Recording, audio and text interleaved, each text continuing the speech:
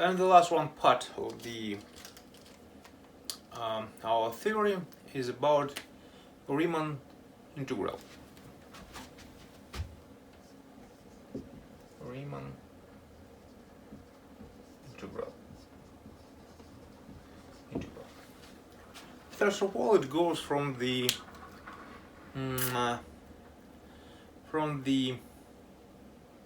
desire to define the area which bound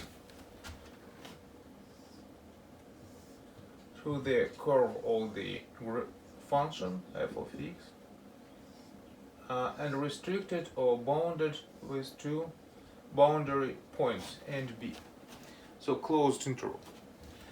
And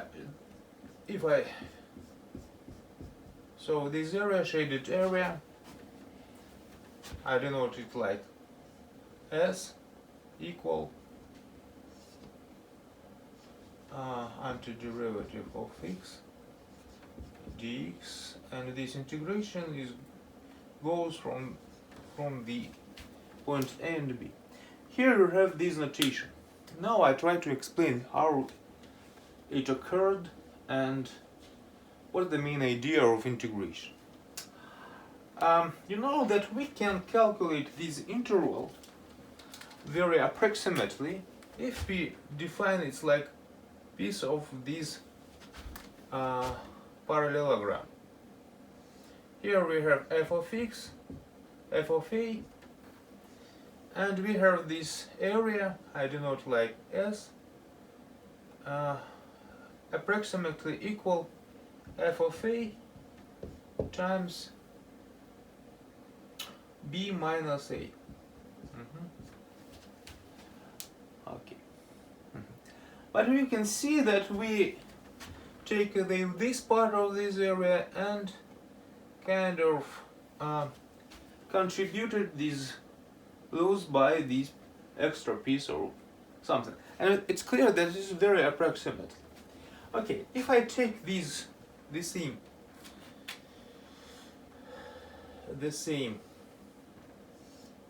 graph, the same function, AB here, AB, and I try to separate it using these two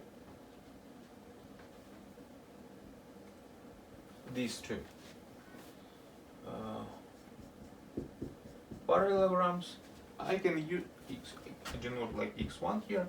I can calculate the area of these shaded part of the space using this formula. S equal S1, it is f of a times x1 minus a plus, no, I don't know, f of b maybe, times b minus x1 here, x1. This calculation is more accurate than the previous one, but it's still approximation. We still are calculating approximately. I can part this area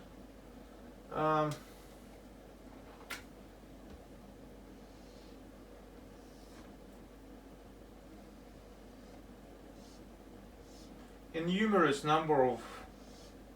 a tremendous number of parallelepipeds.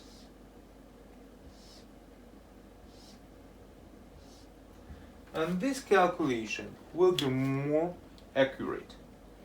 And I can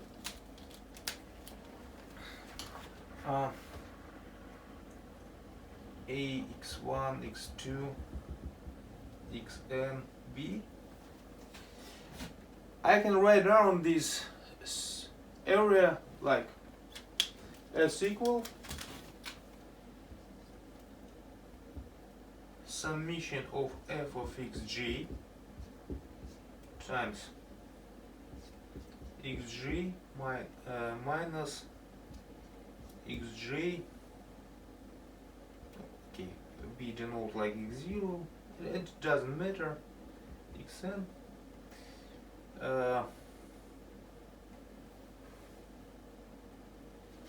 xj plus 1, for example, xj.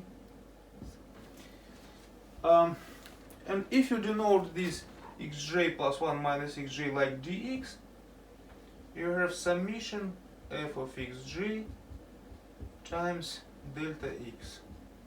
I denote like delta x like xj plus 1 minus xj. Okay, j is tends from what? 0 up to n. And if n tends to infinity, we have infinite numbers of the, it's even more than tremendous number, but infinite number of small parallelograms. We can use this formula. This formula turns into this integration. So when if n tends to infinity, this formula I use specially turns into this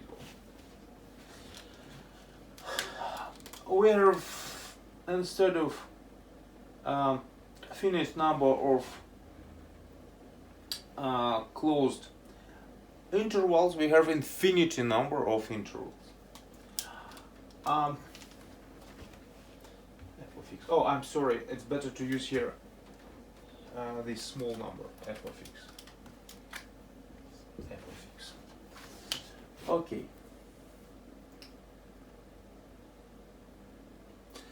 This reasoning, logic reasoning, is not very useful if it is about your practice work.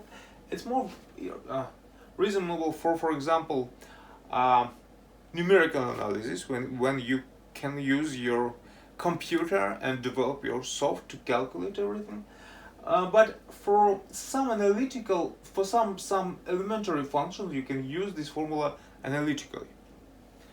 So I explain it. So Riemann integral can be calculated using this formula.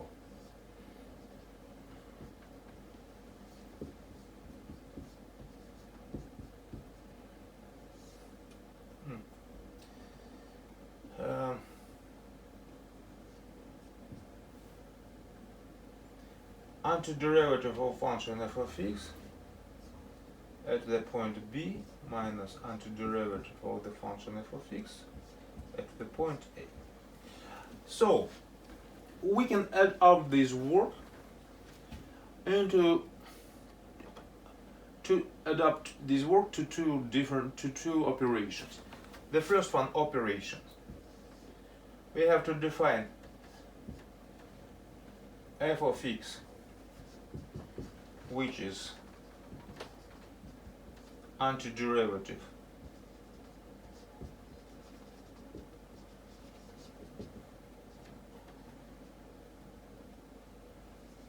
of the f of x, and the second one step we can take away from the value of antiderivative at the point B, the value of antiderivative at the point A. And after this you can very easily calculate the area of this, not of this red one parallelogram, but the area bounded to the curve of the f of x. Okay. That's enough for today. We will work with integration. And the last one video lecture I want to dedicate to some examples.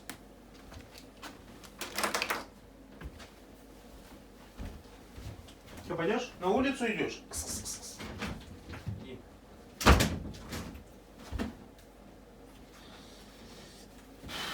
Осталось еще 3 лекции, все. Все, не все записал.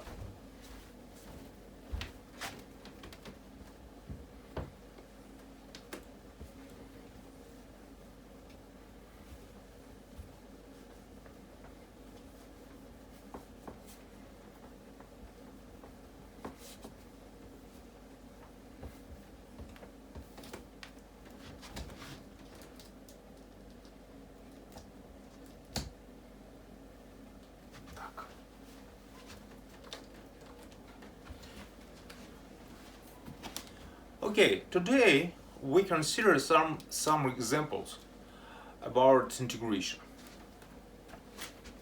Integration.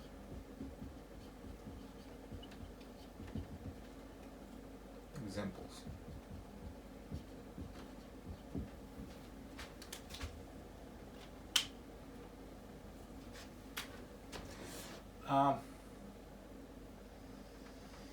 I want to divide this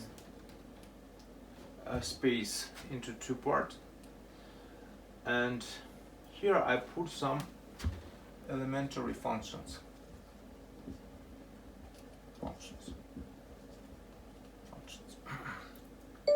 For example, constant, if f of x constant, antiderivative is what? Constant times x plus other constant. You can very easy to check it. You can calculate derivative of f capital of x, and you can have c times x gives you c, c1 gives 0. So we have exactly f of x. So derivative, it's kind of the function which antiderivative is a function which derivative gives you a given function. What else? Second one. For example, f of x equal x. Antiderivative of this function is x squared over 2 plus constant. Because if you calculate derivative of f capital, you have 2x times x over 2. You can cancel 2 and 2, and you have exactly x, because c derivative gives you 0.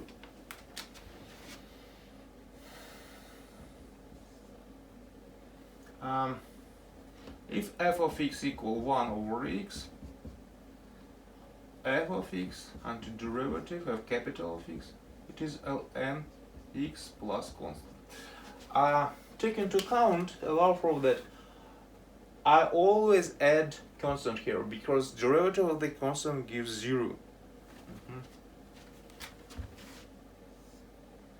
Therefore, if f of x is sine x, derivative of x, antiderivative of x is minus cosine x. Minus because cosine derivative plus constant.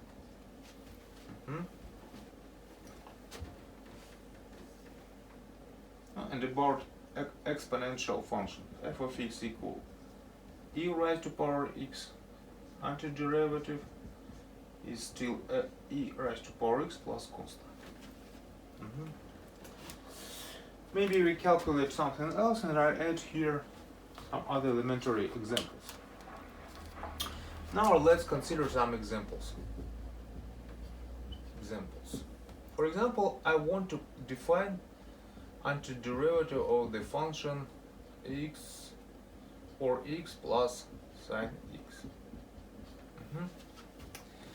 I can calculate antiderivative.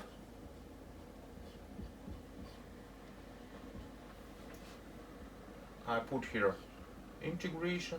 Currently we calculate indefinite integrals for x plus sine x dx. If you remember the rule, we can use the rule here, that derivative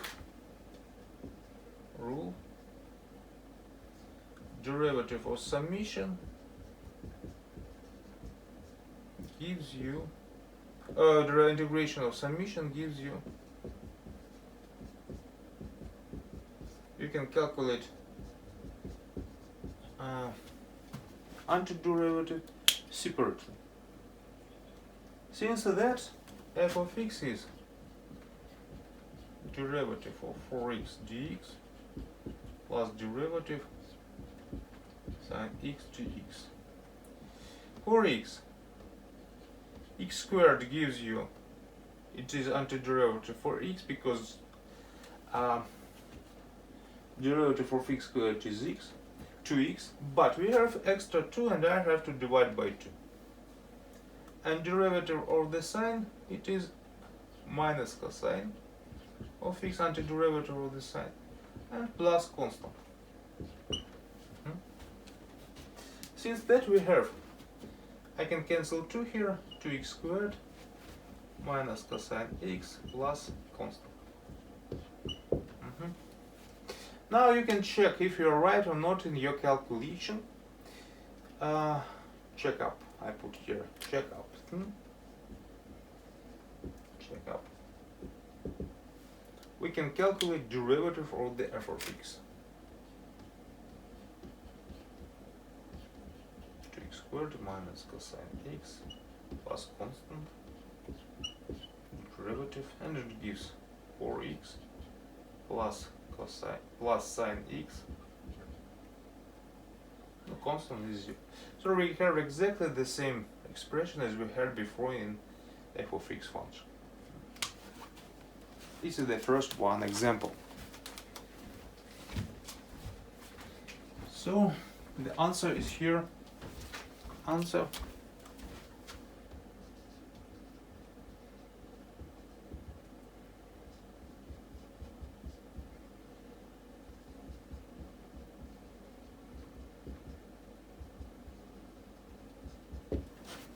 One more example. For example, I want to know antiderivative for given function x times the exponent function x squared. It's very easy. Let's calculate it. Dx, it is antiderivative. Dx. Here we have the substitution approach. I remind you, if you have this rule,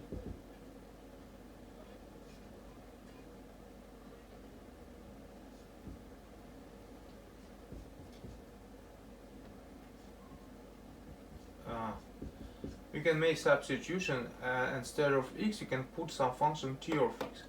But if you use this one thing, you have to put instead of dx, you have to change into derivative of the t of x, dx. I make it shortly, t prime of x dt. It's impossible to put here instead of dx dt directly, because you have to take into account this one term here. Okay, now look, I can very easy to calculate derivative or exponent function. According to this one thing, it is the same exponential function e raised to power x, but I have here x squared. Заходи. Соседа видела, я вообще ужаснулась. Какого? Вот этого? Сказала ему, сделайте, говорю, пожалуйста, будку для собак. Бурчит, что-то я не поняла, зомби. Побитый весь, в наколках.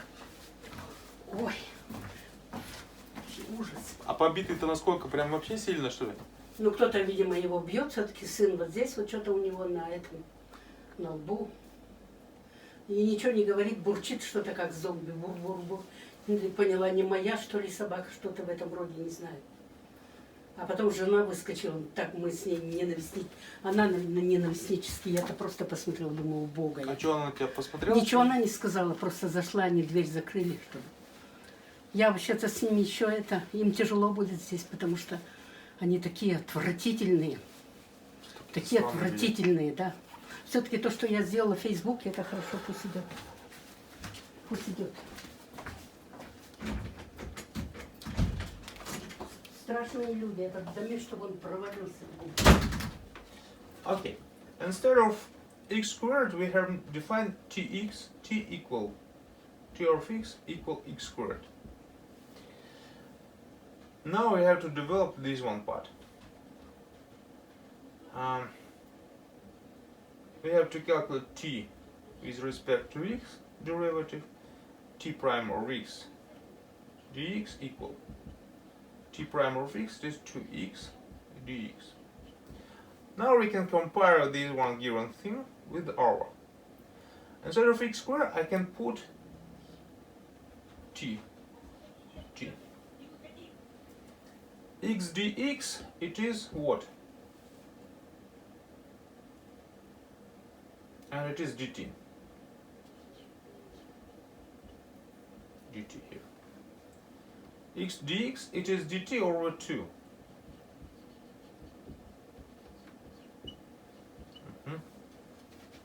So I can put dt over 2 here. So I killed here x's. And now I'm ready to calculate this derivative. 1 over 2 I can take away, I can take beyond the integration. As you remember, if you have constant times function, you can take beyond the integration constant, and you have 1 over 2 integration e raised to power t dt. Now you are ready to put the answer. Raised to power t, because it is here raised to power 2 plus constant. Now don't forget about the back substitution, because t it is x squared and it is 1 over t e raised to power x squared plus constant. So this is your result of your calculation.